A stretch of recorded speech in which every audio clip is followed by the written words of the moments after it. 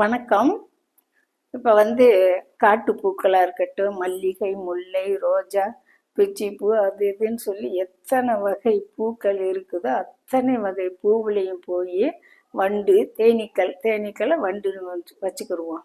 வண்டுகள் போய் பூவில் உட்காந்து தேன் எடுக்குது. தேன் எடுக்கிறது வரைக்கும் அந்த பூவை பயன்படுத்திட்டு தேன் எடுத்து முடிச்சோடனே திசை மாறி எங்கேயோ பறந்து போயிடுது. ஆனால் அந்த அந்த தேன் எடுத்த வண்டுக்கு அந்த பூவினுடைய வாசம் தெரியாது, அழகு தெரியாது. அதுக்கு தெரிஞ்சது எல்லாமே தேன் எடுக்கிறது தான். இந்த பூவில் தேன் இருக்குது அப்படின்னு சொல்லி தேன் எடுக்கிற வேலையைத்தான் அந்த வண்டு செஞ்சுக்கிட்டு இருக்கோம். எந்த பூவில்னாலும் சரி, காட்டு பூக்களாக இருக்கட்டும், மற்ற நம்ம பயன்படுத்துகிற பூக்களாக இருக்கட்டும், எல்லா பூக்கள்கிட்டையும் போய் இந்த வண்டு தேனீக்கள் வண்டு போய் தேன் எடுத்துட்டு அந்த பூவினுடைய வாசத்தை அது கண்டுபிடிக்கலை. அந்த பூவினுடைய வாசத்தை அது அறியலை. அந்த பூவினுடைய நிறமோ அதனுடைய பயன்பாடோ அந்த வண்டுக்கு தெரியாது. அதுக்கு தெரிஞ்சதை பூரா அந்த பூவில் போய் தேனி எடுக்கிறத நினச்சிக்கிட்டு இருக்கோம். அப்போ தான் ஒரு பொண்ணு அதை பார்த்துட்டு, பாரு எவ்வளோ அழகான பூவு, அந்த பூவில் உக்காந்து தேன் எடுத்துட்டு இந்த வண்டு அது பாட்டுக்கு அசால்ட்டாக ஓடி போயிடுது.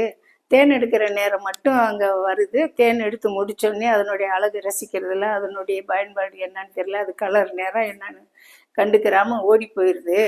அப்போ இப்படி சூழ்நிலை தான் எல்லாருக்கும், மனுஷர்களுக்கும் இப்படி சூழ்நிலை தான் வருது.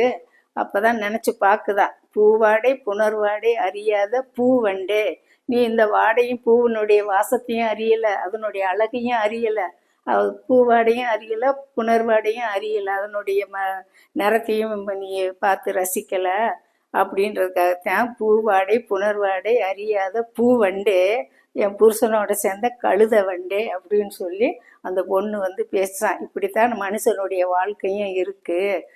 இந்த பூவில் எப்படி வண்டு தேன் எடுத்துட்டு பறந்து ஓடிடுதோ அது மாதிரி தான் பெண்களுடைய வாழ்க்கையிலையும் நடந்துக்கிட்டு இருக்கு. அப்படின்றதுக்காகத்தான் இந்த பழமொழியை கிராமத்துகளில் சொல்லுவாங்க.